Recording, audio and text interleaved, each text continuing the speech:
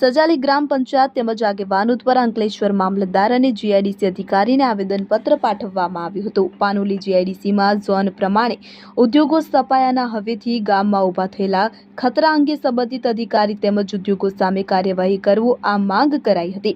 Emergency response centre ઊભું કરવા પણ માંગ કરવામાં આવી હતી।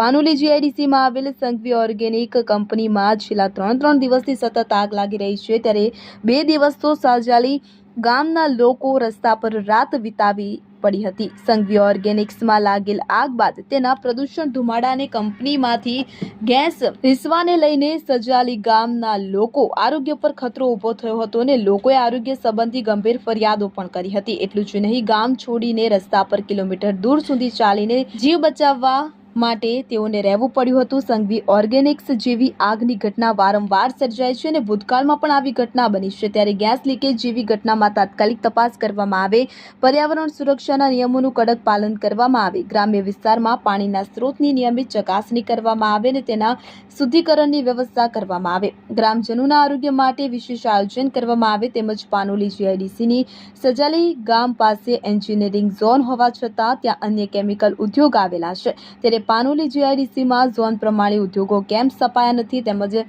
સજાલી ગામ આજુબાજુ જે ઉદ્યોગો જે તે ઝોનમાં શિફ્ટ કરવાની માંગ સાથે અંકલેશ્વર મામલતદાર કરણસિંહ રાજપૂત તેમજ જીઆઈડીસી અધિકારીને સુપ્રત કર્યું હતું। સજાલી ગામના આગેવાન અને પંચાયતના સભ્ય સફાકત ભૈયાત સહિત આગેવાનો અને ગ્રામજનો જોડાયા હતા। સજાલી ઇમરજન્સી રિસ્પોન્સ સેન્ટર ઊભું કરવા પણ માંગ કરવામાં આવી હતી।